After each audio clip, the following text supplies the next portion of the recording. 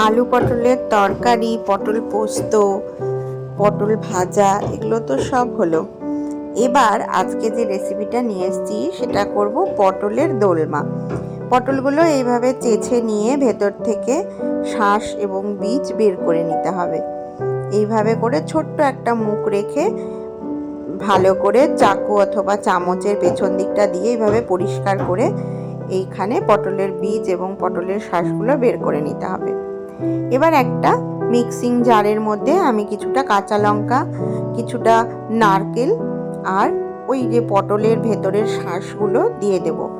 দিয়ে এটাকে একটা পেস্ট বানিয়ে নিয়ে এবার এর মধ্যে অ্যাড করব আগে থেকে ভেজে রাখা এই চিংড়ি মাছগুলো। চিংড়িগুলো দিয়ে আবার ভালো করে মিক্স করে নিতে হবে। মিক্সার গ্রাইন্ডারে আবার আরেকটু মিহি পেস্ট বানিয়ে নেব। সেই জন্য এখানে অনেকটা পরিমাণ চিংড়ি ছিল, আমি এগুলো দিয়ে দিয়েছি সবগুলোই, আর ওপর থেকে দিয়েছি অল্প একটু সর্ষে। এই সমস্ত কিছুকে আবারও ভালো করে একটা মিহি পেস্ট বানিয়ে নিলাম।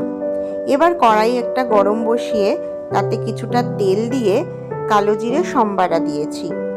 এবার আমি ওই যে বানিয়ে রাখলাম পেস্টটা, পুরের যে পেস্ট, সেটাকে এর মধ্যে আস্তে আস্তে করে দিয়ে দেব আর পুরটাকে বানিয়ে নেব। পুরো মশলাটা ধীরে ধীরে করে এইভাবে করে দিয়ে যেন পুড়ে না যায় দেখতে হবে। এর মধ্যে আন্দাজ মতন নুন আর হলুদ দিয়ে দিয়েছি, সামান্য একটু চিনিও দিয়ে দেবে, খুব টেস্ট হয় খেতে। এভাবে করে নাড়াচাড়া করে একদম তেল ছাড়া ছাড়া ভাজতে হবে, যাতে পুরের কাঁচা গন্ধ একদমই না থাকে। বন্ধুরা, আমার ভিডিওগুলো যারা যেখান থেকে দেখছেন একটা করে কমেন্ট করে যাবেন, তাহলে আমিও আপনাদের পোস্টে গিয়ে কমেন্ট করতে পারবো বা আপনাদের সাথে আমি পরিচিত হতে পারবো। এবার এখানে আমি একটা ব্যাটার বানিয়েছি।